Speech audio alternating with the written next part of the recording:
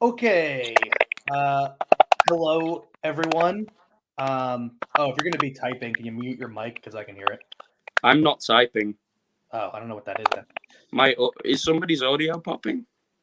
Maybe. Should should one of us turn our mic down?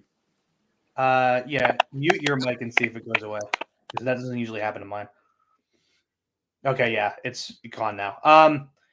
Anyway, hello, everyone. This is going to be discussion between myself and the Engelsist. They are a Maoist here on YouTube. Um, yeah, we're just going to be discussing, I suppose, Maoism and anarchism. And the Engelsist was kind enough to give me some prompts for discussion here. I'm just going to ask him if there's anything he wants to say before we start all that. Um, by the way, the audio, as far as I can tell, on the actual stream isn't popping that bad. So, Okay. Okay. but I mean, if it's what just I me, then I don't care. like, it might just be on our end. Yeah. But what the chat will tell us. But what I would like to say is, yes, I am the Engelsist, Marxist, Leninist, Maoist YouTuber, as well as Irish Republican, and many other things. And I am very happy to be joined by Piper, who I've heard a lot about and has been one of the main voices of actual anarchism that's applied in real life, like not fake anarchism. On YouTube, which is mainly why I sought you out. So I'm very happy to be here. Yeah, likewise. Yeah, so I guess we will just move on to the topics that you sent me. Yeah. The first one that you on your list here, it's kind of anarchism and Maoism as ideologies historically and contemporarily. So, is there anything you want to say starting out on that? Well, I'm basically explaining to anybody who doesn't know about the history of my ideology because I don't know how many people know about Maoism who follow your channel. Um, Right. so basically, everybody knows like fucking ML's Marx, Lenin, Mao, Stalin, blah blah, Engels, um, all of that in the mix. Like, and you know, like I could talk about the contributions of each individually, but I'll talk only about the history of Maoism, um, Mm-hmm. which obviously the roots of it start in China in the 1930s, 40s, etc. But the real beginning of it being properly synthesized and properly started was with the Panthers applying Mao Zedong thought and adapting it to the conditions of America. And through that, there was a later MIM, a Maoist internationalist movement, RIM, the revolutionary internationalist movement, and a guy named Abimel Guzman, who who reformed the Peruvian Communist Party and established one of the first people's wars in the world after the Chinese one and the Indian one, but Mm-hmm. Um, later, this was codified by RIM, and it was declared that Marxism, Leninism, Maoism was a new stage. There's been advancements since that, and there's obviously been a lot more Maoist than Gonzalo, Sison, Ibrahim. I can never remember his name, the Turkish guy. Um, Mm-hmm. Obviously, the CPI Maoist in India, and even even on YouTube, there's people like Black Red Garden and shit who talk about Maoism as well. Mm-hmm. But in terms of revolutionaries, Sison, Gonzalo, and many of the others, but those are the two that first come to mind. Gotcha. Um, yeah, I mean, I think everybody who watches me knows about anarchism, at least to some extent, but I'll just give a description. So, anarchism is the strain of socialist thought which argues that socialist society can only be achieved through the negation of all forms of top-down control of people by other people. Um, the probably the most significant attempt by anarchists to make a social revolution in their on their kind of political program was the CNT FAI union in Spain during the Spanish Civil War, where there was an uprising that overturned a right-wing coup, and the anarchists fought the right-wingers and fascists in Spain for a period of time, and then ultimately, unfortunately, they lost. So yeah, I guess that's kind of a quick description of anarchism. Yeah, all the way from Proudhon to the CNTFA, with a lot of people in between. Mm-hmm. Obviously, there's more contemporary anarchists. I noticed your audio is popping and mine isn't on the stream. Oh, really? That's weird. Yeah. I don't know why that is. You might want to turn down the volume a little bit on your end. Yeah. Well, does this help? I don't know. Let's see. I do it through Cam and Mike on the StreamYard. Let's see. Yeah, I'll just go to my microphone then.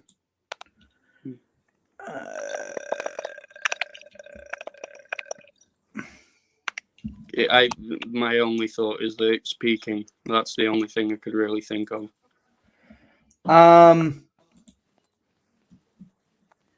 Cam, mic, audio. How do you turn down the audio? Well, I'm on a phone, so I can't really right. be the judge. But what I guess I'll just talk with the chat a second whilst you're sorting this out. But getting back to the topic of our philosophies contemporarily, currently there's many organizations in the world, in the Philippines, Peru, India, even some in the US, that proclaim Marxism, Leninism, Maoism as their guiding philosophy. There has been for quite a while. In fact, Maoism is particularly actually prevalent in the US in terms of first world countries. There is quite a few that pop up every now and again. Obviously, there's issues with like the surveillance state, stuff like that. But fairly recently, there has been quite a number of Maoist organizations that have popped up or reformed, blah blah. Yeah, hopefully the issue is. It seems less prominent. Okay, well, I don't really know what to do about it. But I mean, I could leave and join again. I guess you can try that. Yeah, we will have to edit this video. Yeah. Okay, I'll be right. But, okay. Hopefully it's better now. I still hear fucking talking. My opinion on Gonzalo, I still do as well. Do you have a microphone on, or are you? Yeah, I'm using a microphone. Okay. Try taking a little step back from the microphone. I don't know. I have no clue what it could be. Is this better?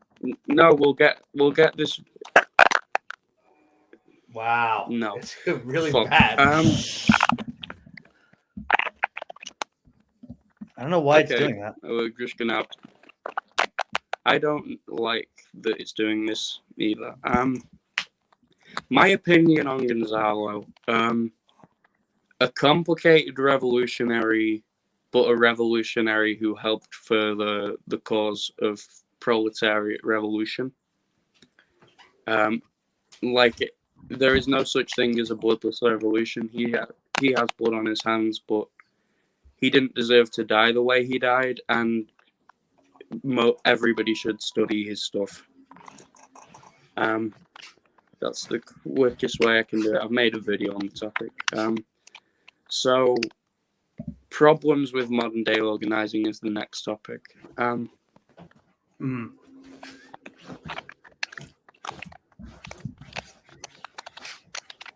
What are you doing back there?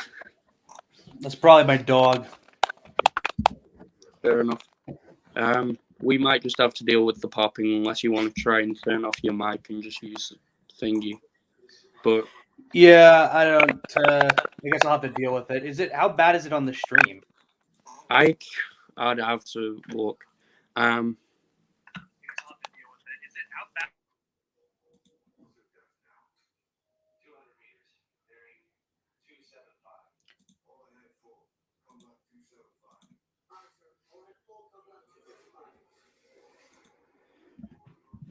Yeah, I don't know what's happening.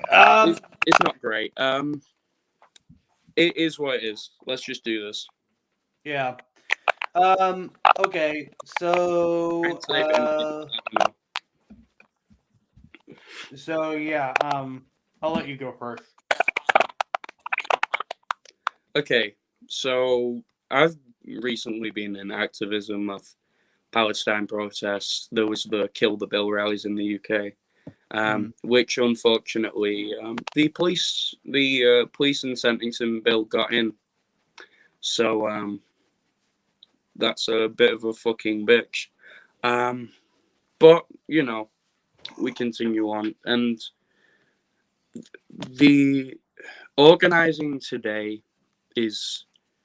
I'm not going to say it's a world's difference to what it has been historically, because nothing changes that much, but the amount of surveillance we have today on us and the amount of even disruption within our own communities, and people could argue COINTELPRO, people could argue anything, but there's a lot of distractions from the real practical issues we have to deal with, and there's a lot of people who, you know, go around and start championing Americanism today, and there's a lot of people, and that I find that fucking unforgivable. And as well, like the amount of power the police have over us and the lack of organization on the left, whilst it does afford an ability of freedom and disassociation, it is still a major issue. Yeah. And you go. Yeah, I mean, I don't know. For me, the main issue, for me in terms of the contemporary left and organization is that the left is currently divided over old debates. That wasn't the case before 2008. Before 2008 and after 1968 and the collapse of the Soviet Union, the left broadly was trying to go into a new direction based on new strategies, or rather different strategies than they had pursued in the past. And so as a result, you had the anti-globalization movement, the protests in Seattle, anarchists and trade unionists and environmentalists united in that movement for the first time. There was the Zapatista uprising in Mexico, which, unlike a lot of unlike a lot of the the revolutionary projects that had been implemented or had taken place before. They didn't take state power. They rose up and they called for a kind of universal coming together of social justice movements around the world. And so there was that, and then there was the development of the World Social Forum, which was a forum for those social justice movements to come together and discuss how they saw the world and how they should move forward. So people were trying to move in a different direction.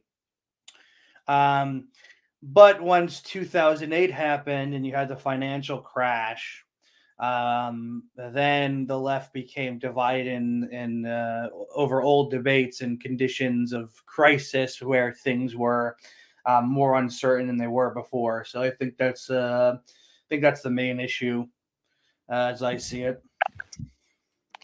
Okay, I realize what it is. The feedback is coming through my end from your end. Oh, okay. So if I mute myself when you're talking, it won't make it stuttery. All right, that sounds good. Yeah.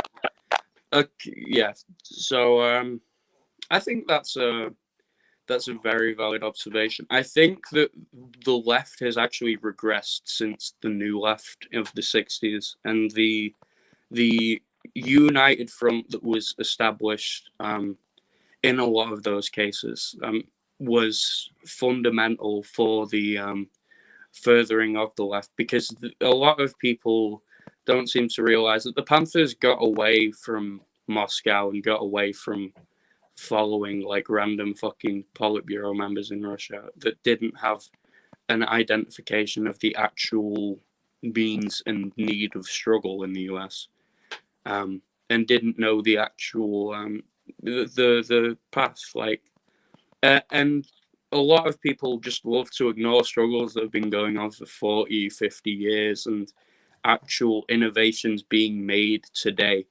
And all of this fucking bickering and arguing whilst continually, like, we are getting cracked down on more and more over time. We are losing more and more rights. Pipelines getting put through Native American land, shit like that. And people have such a self-importance of themselves, which I think is one of the worst attributes you can have in a political context. And Yeah. I think, 1 second, and I think that when we see this replicated and when we see this, especially through the internet, I mean, my fucking God, we see the political ramifications for this. Yeah, I mean, I think so.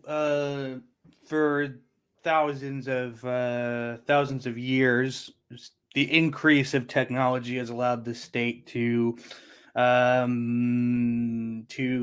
develop a more sophisticated security apparatus, and so it's been more able to track and control people more effectively. At the same time, though, in the current period of crisis, the state loses a lot of effective social control because it has to use kind of naked force to stamp down on social destabilization. So it's kind of two different tendencies going in the opposite directions. But yeah, I mean, in terms of arguing, I never was of the opinion that argument was bad in itself. I think argument is important to determine what is true about the world. But I think the arguments have to be productive, and I think that's the trick of that. So.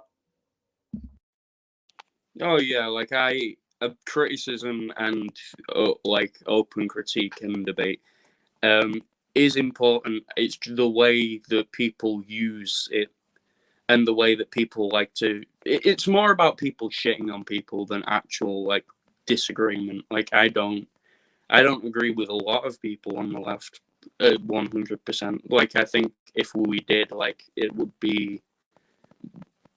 It'd probably be a jumbled mess of ideas and contradiction because fundamentally some of us don't have the same goals long term. Like so a lot of us do have the same goals long term, like the um oh, in certain contexts, but there is a different plan to get there, and we have to recognize our differences, I think, fundamentally, but we shouldn't let that divide us in the current state, and we should absolutely like find unity in struggle. Yeah. So I guess maybe where we disagree. Um. So, do you consider yourself a proponent of the idea of quote unquote left unity? I'm um I'm not an advocate of left unity. I'm an advocate of the united front. There is a fundamental difference between those two concepts. Sure. Could you explain what that entails? The difference between a united front and left unity is that our ideas can be melded together into like some fucking goddamn it. Can you still hear me? I can now. You froze up for a sec. God damn it, technology. But the difference is some advocates of left unity even advocate that we don't even have different organizations or different parties or different means of provocating our political ideas. And I think political difference is very fucking important on the left. And I think if we didn't have that, it would be. I think a lot of people would be free of criticism who shouldn't be free of criticism. I shouldn't be free of criticism. You shouldn't be free of criticism. And the United Front is saying that we both need to see capitalism dead. After that, it's between the revolutionaries what happens. But we'll never agree 100%, and we shouldn't pretend to. We should just acknowledge that we both need to be in the struggle.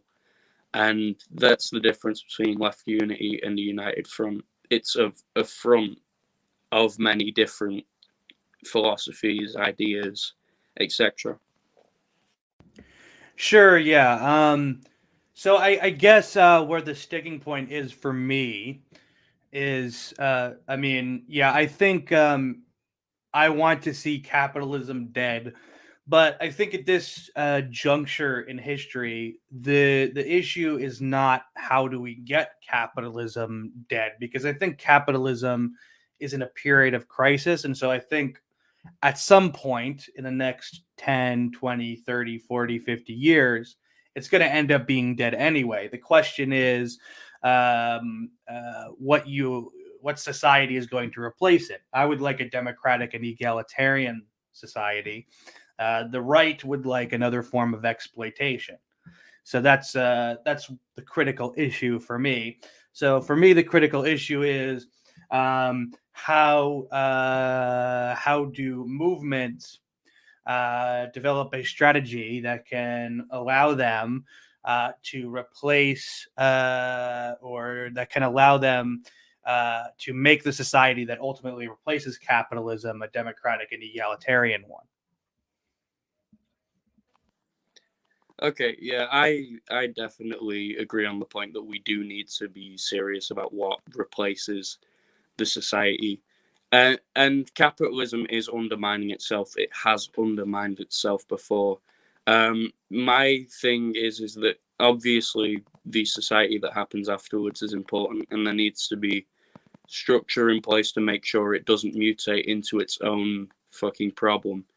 But I'm saying in the present state, the left that we have isn't necessarily equipped to deal with that. And I think a fascist takeover of the United States, it might even be more likely in quite a few states of America than any sort of leftist government.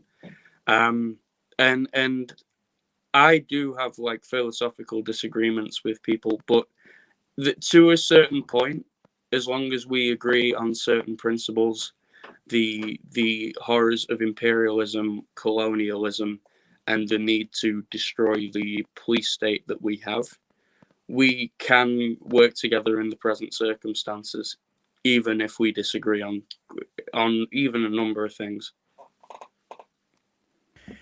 Yeah. So, yeah, I mean, I agree that the left today isn't up to the task. I think the question is how you get it up to the task. And I think, in way of answering that question, I think something new has to be built. I don't think you can fashion something workable out of the existing left. Um, but yeah, so I mean, in terms of whether or not the left is going to be able to get some sort of influence, or whether the right is going to take power. I mean, I don't necessarily think fascists are going to take a. Well, I just don't think that the fascists are going to take over the United States, but I do think what you're going to see is more of the Republicans going down the arch conservative route. They're going to start pursuing what's called sociocultural conservatism. So they're going to be doing more of this stuff that they're doing now, with complaining about critical race theory, complaining about trans people in bathrooms, complaining about the breakdown of the family, etc. And that's going to get more and more intense, complaining about immigration. And so they're going to keep doing that. And that's going to be what they're going to stake their program on. They're going to try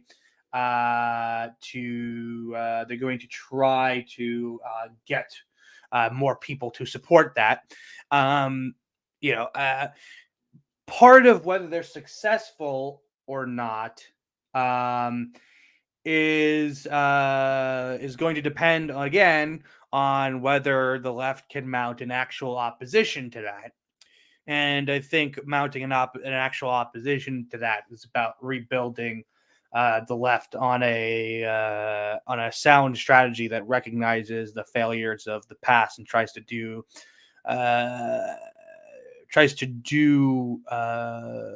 achieve the goals of the left differently. So, taking up a new strategy, I think.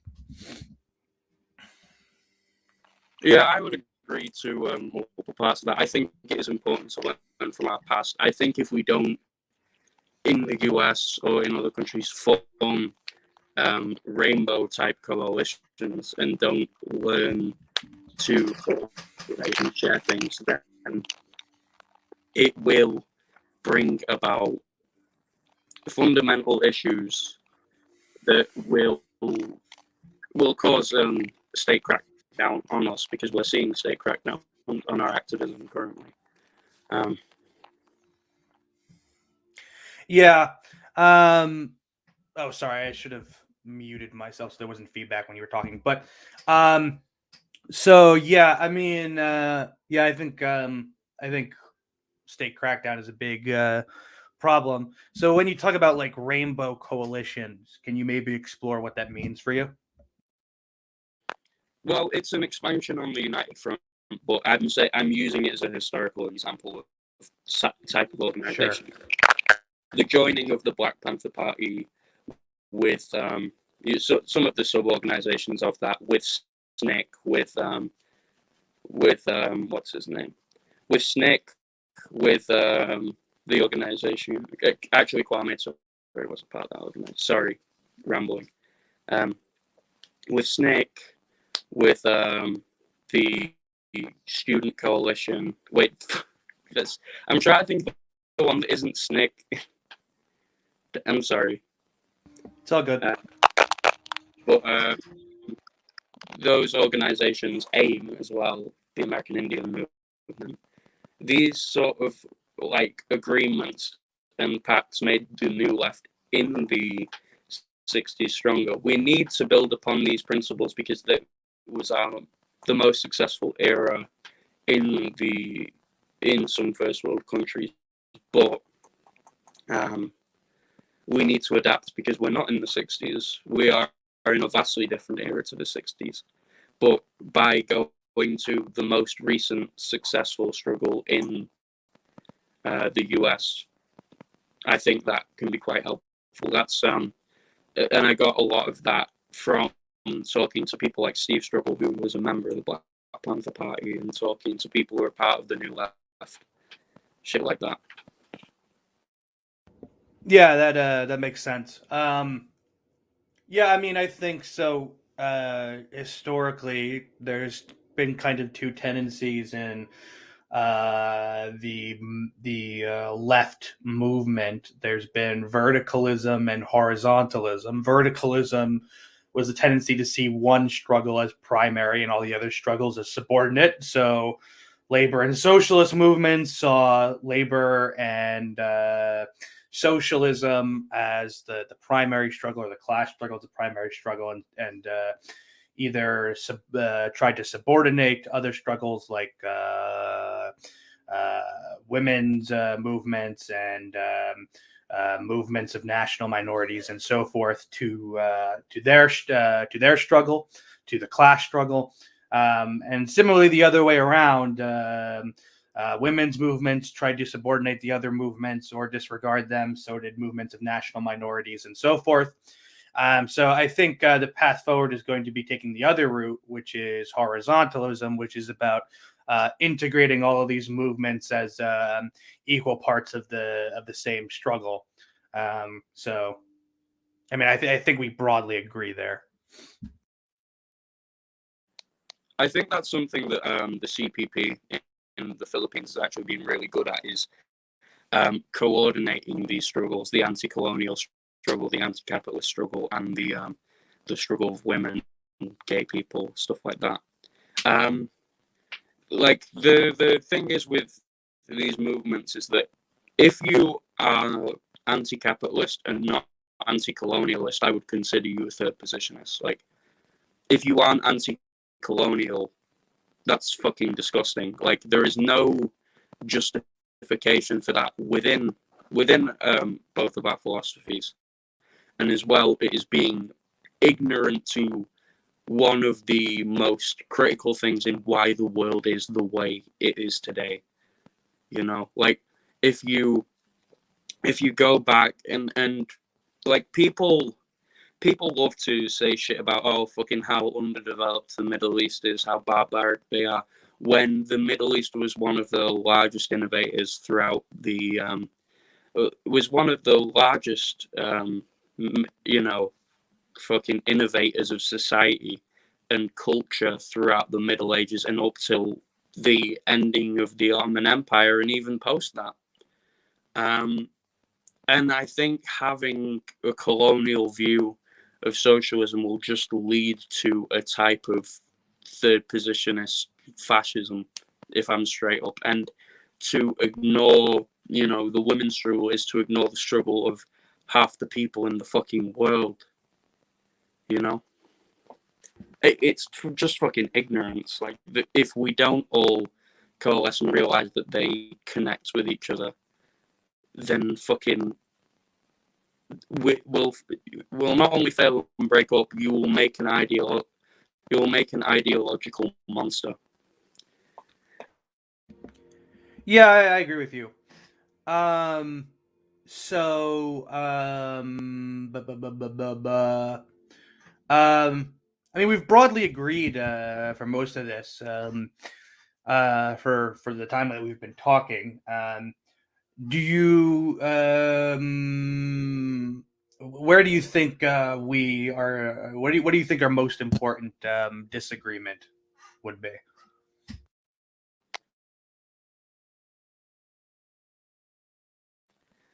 I mean, I'm pretty sure it's kind of self-explanatory that it's the nature of the state in political advancement. I don't believe in a massive overbearing state. I don't, but I also don't believe the state is unnecessary. In the Maoist sense, I believe that the state should be subject to its people in a mass line type formation, and the state should be overthrown at any time it falls to revisionism and falls to thingy. I think China, in a lot of the cases, managed to resist the bureaucratization that happened very rapidly in the USSR. I don't think it fully succeeded. I think China today is a capitalist imperialist nation, and I don't think that I have evidence to back that up. But I think the resistance to bureaucracy is necessary, but seeing certain services and seeing certain things, I don't know how you would do it without a countrywide organization to manage production, healthcare, stuff like that. And partially reasons for healthcare specifically is my family works in healthcare, so that might partially be a bias, but it also might partially be an insight to why I think that. Sure. Do you think that? So, it's okay. So do you think? I mean, I could start by asking what, how you conceive of the state, like how you would define it, if you have a definition for it. The state is a means of force which dictates class rule and the society that class perpetuates. Okay, so would you say that That's your a simple concept? definition. Would you say that your conception of the state is similar to that given by Lenin in State and Revolution, where he essentially says that the kind of repressive mechanism of class struggle is what the state is? My view is similar, but the issue with Lenin is that he didn't conceive that a proletarian state could collapse into revisionism, which is what Mao criticized Stalin for, and I think is, in hindsight, a fairly obvious criticism. But in the day, it was a separate thing. But viewing that, I don't think I can conceive that a state can ever be, ever be fully benevolent, because the truth is that in a means of force, in bureaucracy, you will see people like that. I believe there needs to be a counterforce fairly equal that can balance that out, because eventually I don't want to see the state exist. Right. So yeah, I mean, so what anarchists said about the state historically was that it wasn't so much. They said something similar to what you're saying, that the state's use of force will in some ways always lead to a kind of repressive, centralized bureaucratic entity. But for them, the force itself wasn't so much the important factor. The important factor was what they saw as the inherent elitism of the state. That the state was always a mechanism based on a small exploiting ruling group to impose their rule onto the rest of us.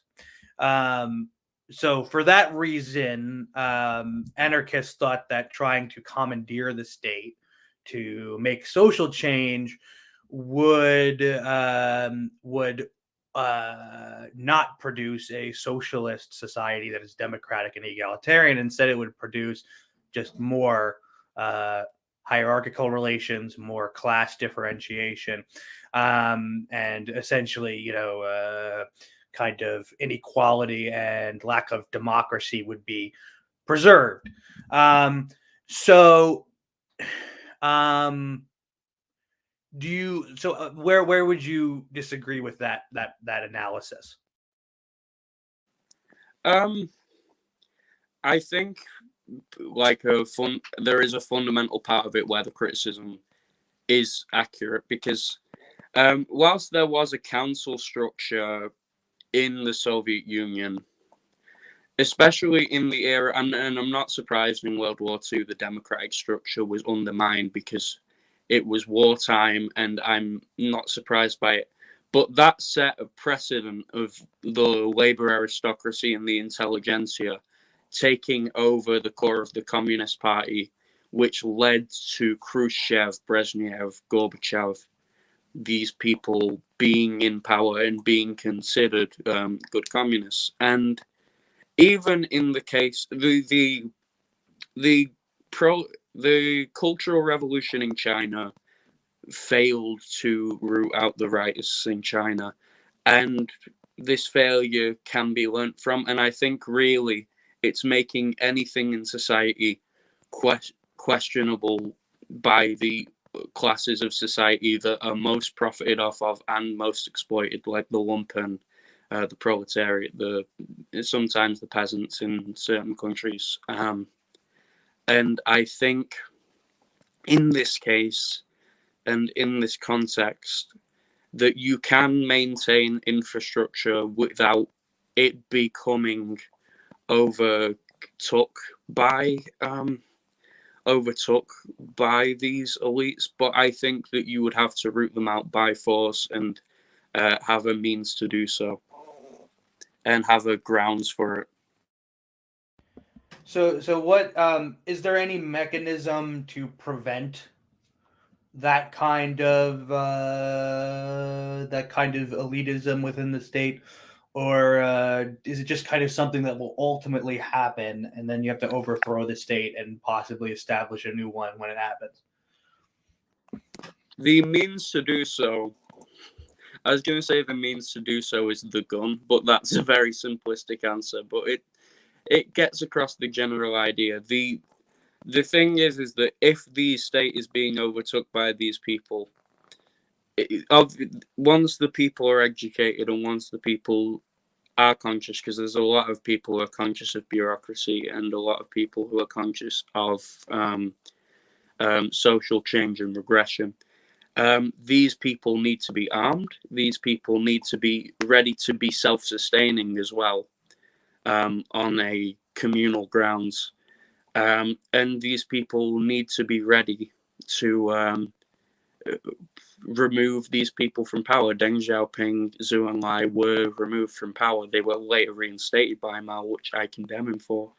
But these people, these rightists, were dragged out of power in the Cultural Revolution. And in the examples of Peru, the Philippines, and stuff like that, in that, we have seen purging of the party. We have seen stuff like that to stop bureaucratization.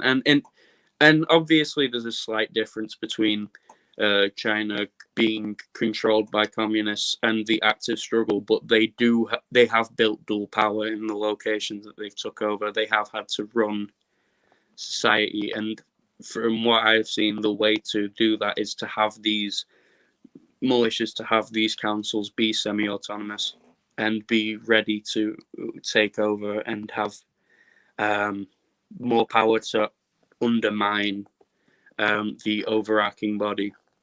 Like federalism in a sense, but extreme federalism. Yeah, I mean that's interesting because anarchists proposed a kind of federal council system in place of the state.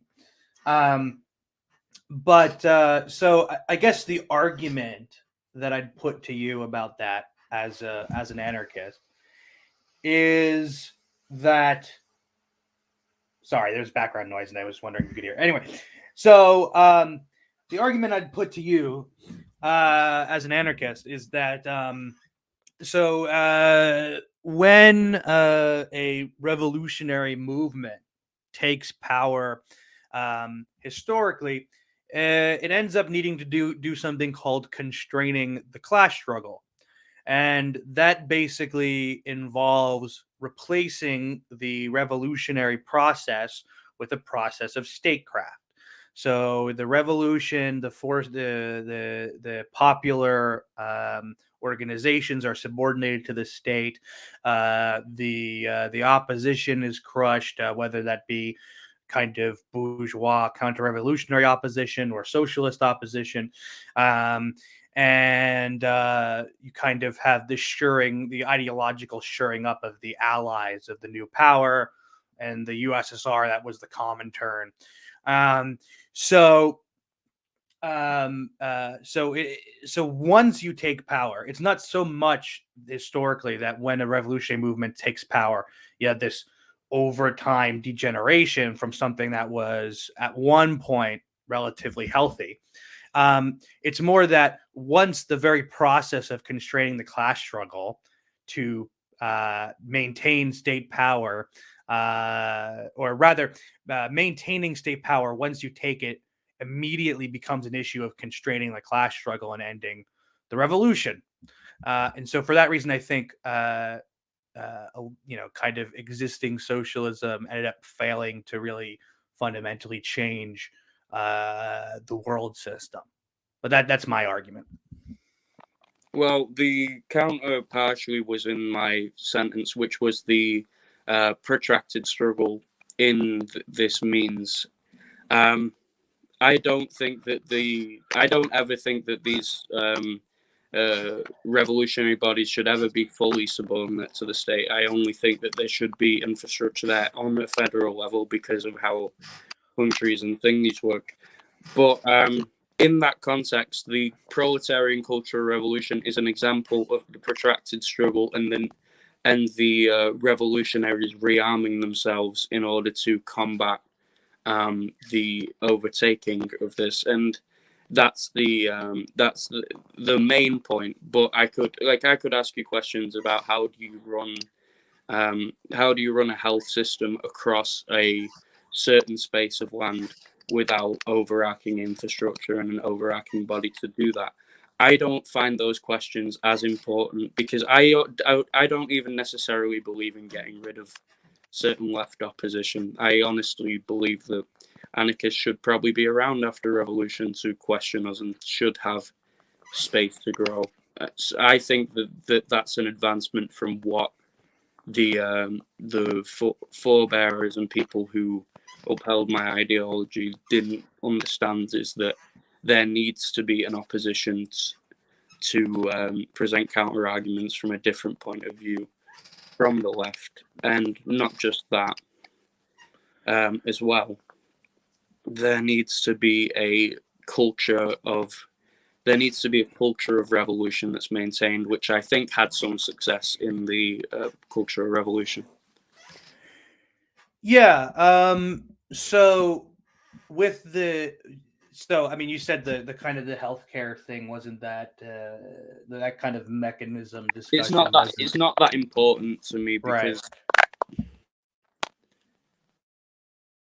it was like an example question of stuff I could ask you.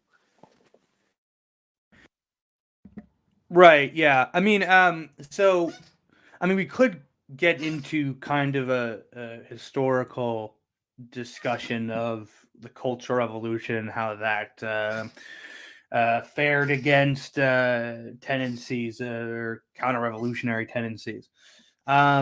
We could do that, or we could just keep going on with the list of subjects that you provided.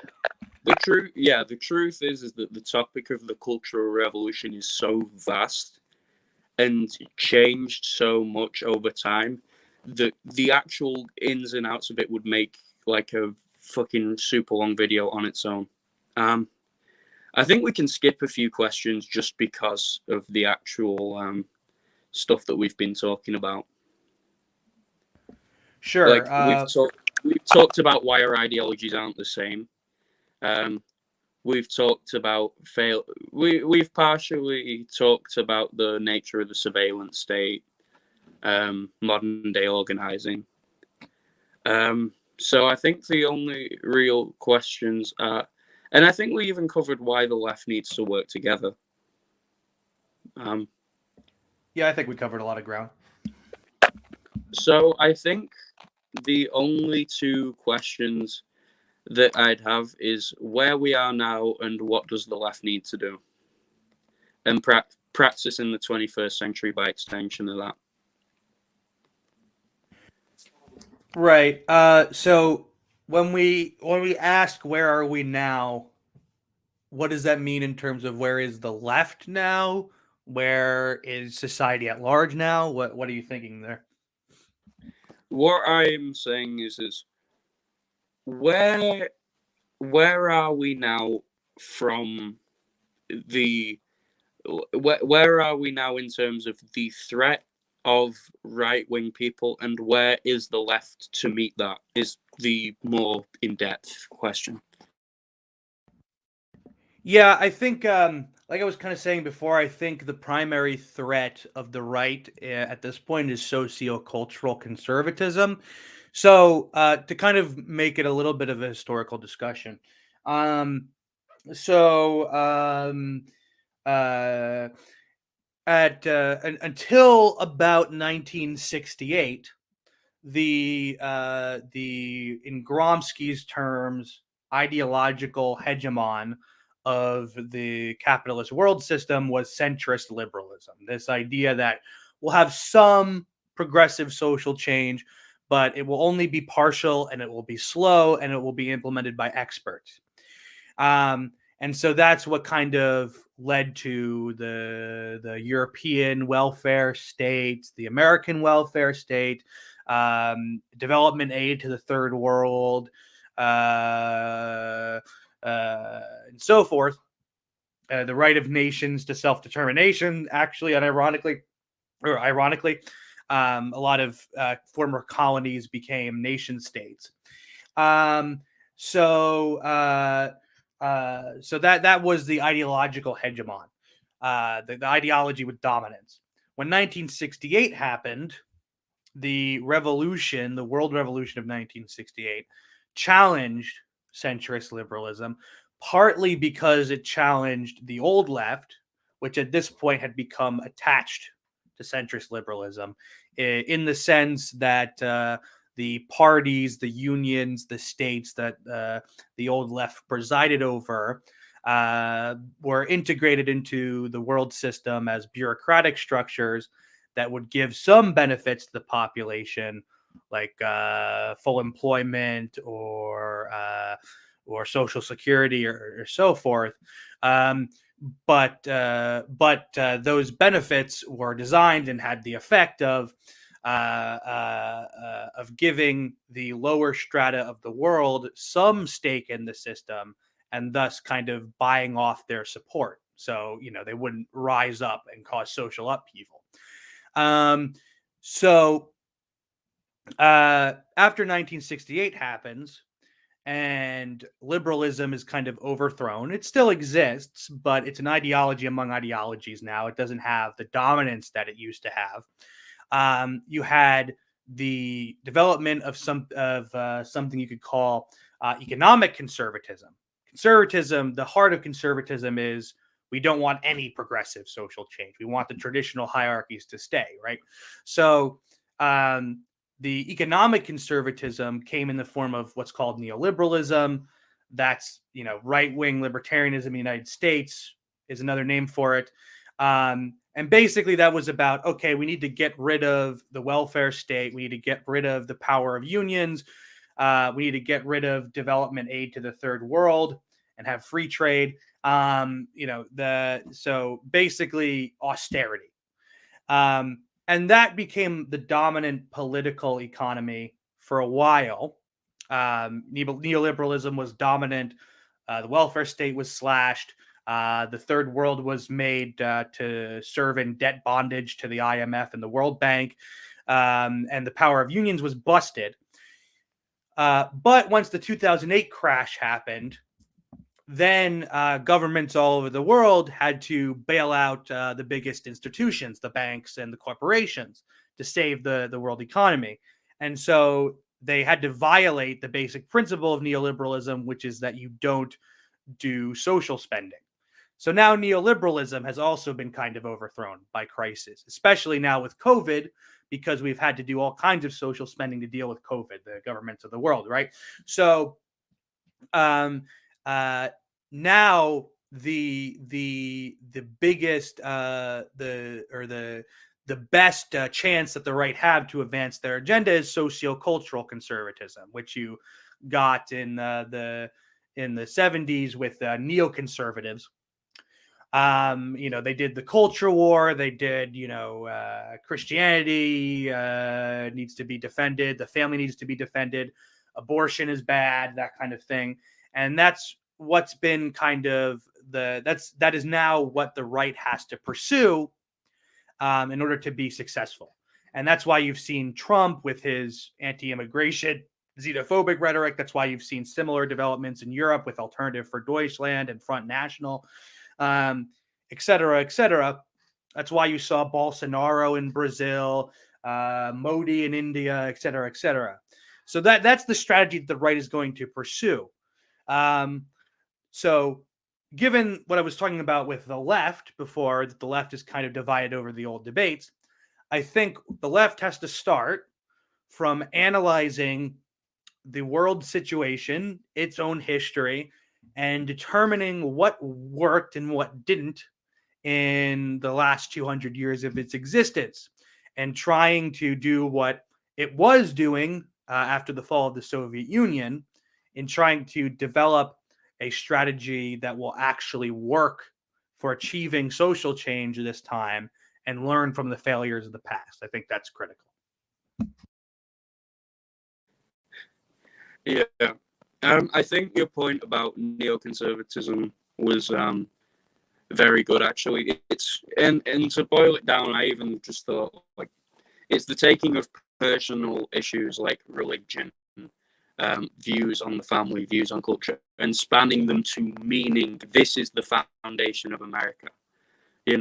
It's taking these personal self, towards things and projecting them. And a lot of the right-wing people share similar things, similar views about women, about the family, especially about trans people, especially in the context of the UK. Unfortunately.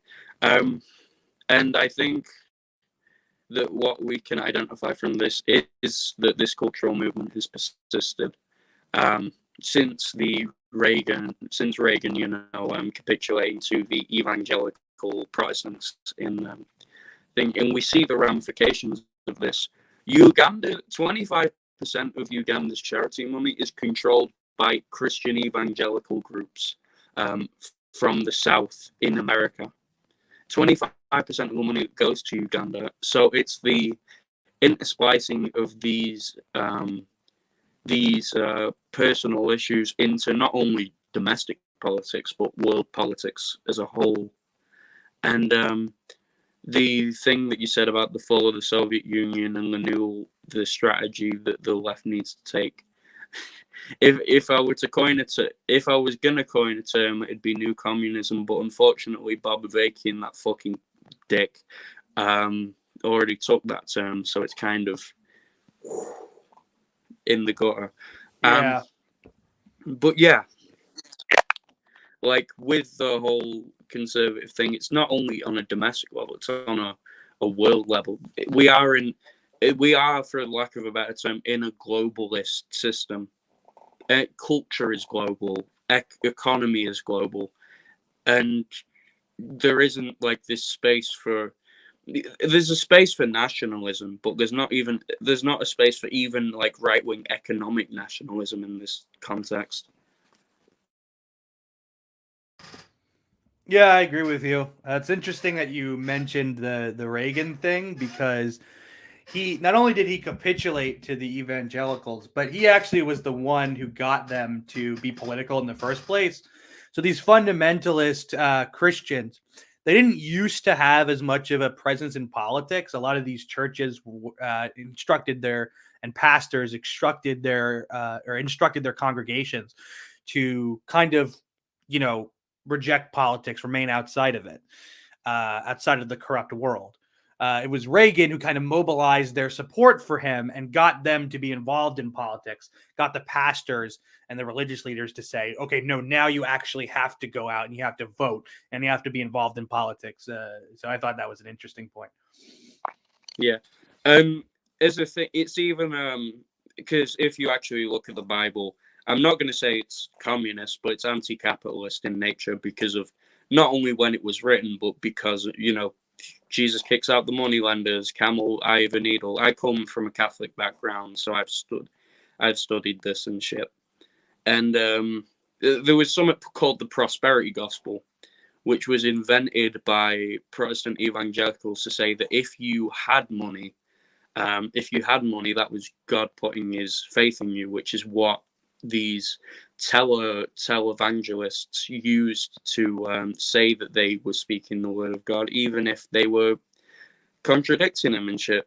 And this narrative of a religious war against Islam, which it isn't actually a religious war, it's a war for minerals, it's a war for blah blah blah. Like this, but a religious war is partially a justification for this. The needing to pit two religions of even the same book, you know, against each other has been a major justification of the wars in the Middle East and the perpetuation of US and UK presence in the Middle East. Yeah, I agree. Yeah, I mean the whole. Clash of civilizations narratives that that the West needs to combat the Muslim East or whatever. I mean that's to me that's. I mean so the big impetus for that in modern times was the Mideast War, so Iraq and Afghanistan, and that really started the tumbleweed of Islamophobia and viewing Muslims as terrorists and so forth and so on. And what the Bush administration was trying to do there was not to stop terrorists, obviously, and it wasn't even necessarily to get oil. It was because the United States' power in the world had been on the decline since Vietnam and since the collapse of the Soviet Union. A lot of people think the collapse of the Soviet Union increased the power of the United States in the world. It actually decreased it because one of the reasons being that the United States no longer had somebody to mobilize those on its side of the line against, right?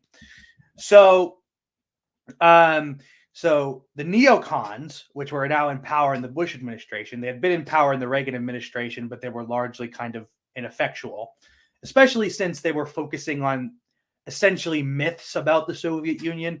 Like a lot of them were involved in trying to gather intelligence on the Soviet Union. You had the historian Richard Pipes, who was involved in that. He wrote a book about the Russian Revolution.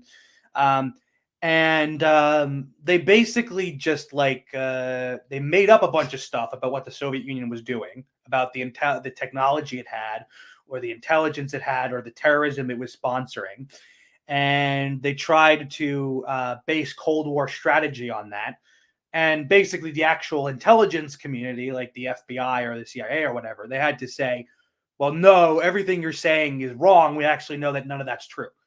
So they were very ineffectual in the Reagan administration in that way. But when in the Bush administration, they had their big coming out party, or their big time to shine, because they got the Bush administration to pursue a strategy of going into war in the Middle East in order to intimidate all the people or all the states in the world that were no longer going along with U.S. power. They wanted to intimidate Arab states that were ambivalent towards Israel, that were not really supporting it. They wanted to intimidate the new nuclear powers like Iran and North Korea. They wanted to intimidate actually also Western Europe and Japan, because by that time, Western Europe and Japan were no longer satellites of the United States. And were not under any obligation to do what the United States wanted them to do geopolitically. So they wanted to intimidate all those people, and so they went into Iraq and Afghanistan, and it didn't work. Nobody was intimidated, and so that kind of Islamophobia, clash of civilizations rhetoric is very much based on this failed U.S. geopolitical strategy from the time of the Mideast Wars. So. Yeah, I think that's very accurate. I also do think a part of it is inherent racism. Oh yeah, I think the Bush family, the Bush family has a particular penchant for victimizing Semitic peoples, because Pembroke Bush, the grandfather of George W. Bush, was a Nazi sympathizer who made $2 million in 1940s money off of concentration camp labor and was never charged or victimized for it. He was a deep Nazi collaborator even up till like 1944, 45 when they were massively unpopular. And the history of this, in fact, goes to the Dulles brothers, the inventors of the CIA. Operation Paperclip is just one of their many crimes, but the perpetuation, not of Nazism, because Nazism is too unpalatable, but the perpetuation of right-wing ideals by using Nazis. Reinhard Heydrich, not Reinhard Heydrich, Reinhard Gehlen, was the leader of the secret police during Nazi Germany. He later went on to be the security minister for West Germany and died in 1976 or 77. So this perpetuation of neoconservatism comes from a more palatable version of Nazi racism, and it doesn't quite use race science because that's too on the nose, but there is a lot of overlap between these two factions and these two these two, because if you grow up under a person who's a Nazi sympathizer and they want to push their ideals onto them, they have to adapt it. It's like, because politics has to adapt it to the time it's in. So I think it is Naziist ideology is a precursor to neoconservatism in a lot of ways. yeah. I think it's just the kind of racism that's built into the nationalism of all the nation states that exist in the world, especially European nationalism, because that was born out of colonialism. The nationalisms of states that used to be colonies is also kind of, well, those states are also very post-colonial states. But especially in Europe, since the nationalism in Europe was a product of colonialism, there's this latent racism and xenophobia, which is that those who are not who are from outside, who aren't considered citizens of the motherland, white people, they are an inferior group of people culturally or racially or whatever, and they need to do the work that we don't want to do for us. And so a lot of this, again, the sociocultural conservatism about the migrants, whether they be from the Middle East or Africa or Latin America, the rhetoric around that is basically just about conservative groups and parties demanding the more stringent implementation of and adherence to that kind of latent European xenophobia. So the problem there, though, is that if you're going to take a hard line on migrants, that means that you're going to be repelling away the labor force, the exploited labor force that fuels the European economy. So it's ultimately going to be self-defeating in a way. But, Oh yeah, obviously, like the if you would actually have to pull a Mussolini if you ever wanted to do that. Like you'd at least have to have a corporatist economy to fully shut yourself off from immigrants, which isn't fully possible in this current neoliberal era. But I think we just cover the last question now, which is, what do we think are strategies that will work as practice in the 21st century? Because I think what we've said, we need to establish new strategies, but we also need to learn from old ones. And I think the utilization of squatting in an increasingly homeless population, the left needs to arm itself. The left needs to practically establish dual power, needs to get involved in cultural movements, be involved in ground level work, and not be elitist in a lot of senses, work with homeless people, work with drug addicts, because I don't have that far of a, I don't feel that far above anybody, because I was almost in it would be considered juvie in the US. I was almost involved in that, and I was almost, in the cycle of crime, and we need to realize we aren't above anybody, and we need to go to the base, not the base, that seems, we need to go to the levels of the society most persecuted, and we need to sit down and learn from them about their issues and not talk down to people.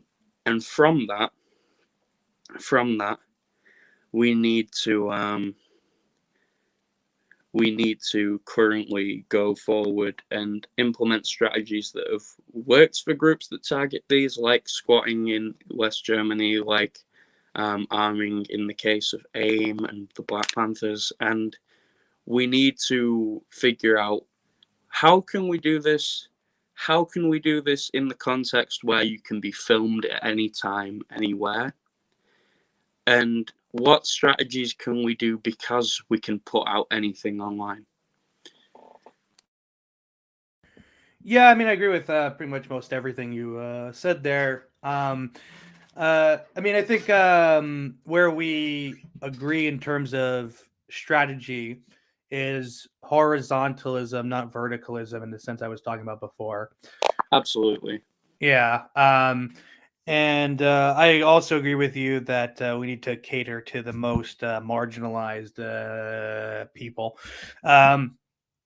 So I guess again, the main point of disagreement, I guess, between you and I would be, I think the strategy of taking state power has been one that's failed, and so I think the left needs to start by recognizing that that's failed and it needs to do something else. In the That's context, just in the context, a lot of things that have been organized previously by anarchists, I would consider a state-like apparatus. So maybe it's partially a problem of language, but also there is stuff that I have analyzed through current revolutionary movements which count as the old Soviet model and even the slightly less old Chinese model of Marxism. And I think Maoism is an advancement past that. I think most of the people now who study this are above the point of Stalin and are past the point of Mao in philosophy, and that we need a new type of apparatus. And I don't think I think in certain circumstances, what I'm talking about building wouldn't even be considered a proper state, rather a governing body. But I think that it's fundamentally that we have slightly different definitions of what we're talking about. yeah, I agree with you. I mean, I've heard like the argument that what anarchists did when they tried to implement their program um, was that they also ended up taking state power in some form. I don't think that's completely wrong. I think so. I'm not the type of person who says, well, the tendency that I subscribe to um, is free of historical failure, and all the other tendencies are historical failures. I think if there was any tendency that was free of historical failure, then we wouldn't be living in a capitalist society. I think one of the historical failure, or the main historical failure of anarchism, was that it ended up gravitating toward the state socialist strategy that it opposed. In Spain, that ended up being that the leadership of the CNT-FAI abandoned their program of libertarian communism because they were afraid that if they didn't align with the Republican liberal nation state force, that they would be defeated by the fascists. Now, you can argue whether that's true or not. But the reason that they were afraid that they were afraid of that was that at this time, going from the 19th to the 20th century, and then at least till the 70s, the centralized structures of the capitalist world system, like the state, were very strong. And they were going to get stronger. So that led populations and leftists to hope more than anything that they could use those structures to carry out social change.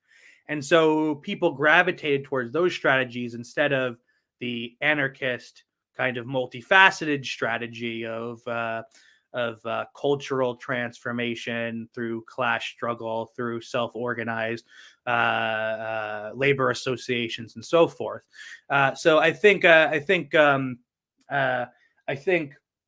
that anarchists haven't been able to or weren't able to pursue their non-statist strategy because the centralized structures of capitalism were so strong at that point. I don't think they're strong anymore, which is why I think it's workable now, but maybe that's a different discussion. I do actually think that contemporary anarchism is way more accurate than it was when it was first around. But I feel like it's a similar situation with the alliance of the Chinese communists and the Kuomintang against Japanese imperialism, which I think has a synchronism with the CNC and the larger Republican movement. But I would like to wrap up a little bit soon, so I'm not going to go on forever. But essentially, I think that like the platformism made by Magno, the platform made by CNCFAI, has a lot of I think was a necessary compromise with how structure works and how the capitalist system works. But I'm not a master on Magno, I'm not a master on the CNC. But I think a lot of the thing is in that CNC context is the issue of the Popular Front, which chairman of the Bundist movement, Dr. Abraham Weisfeld, talks about a lot. And I think you actually probably get a bit out of talking to him.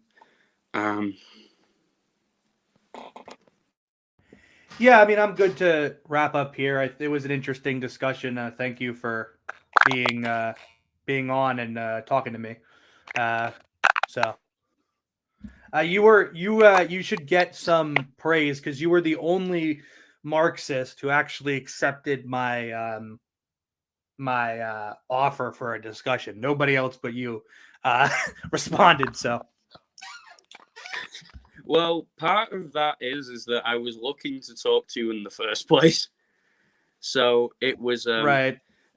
Comrade Net in the chat is a part of the Bundist movement, the Jewish Labour Bund. One of my close confidants. He's a non-communist, and he said that you're one of the best anarchists on YouTube. Period. He said you, Car, and a few other people.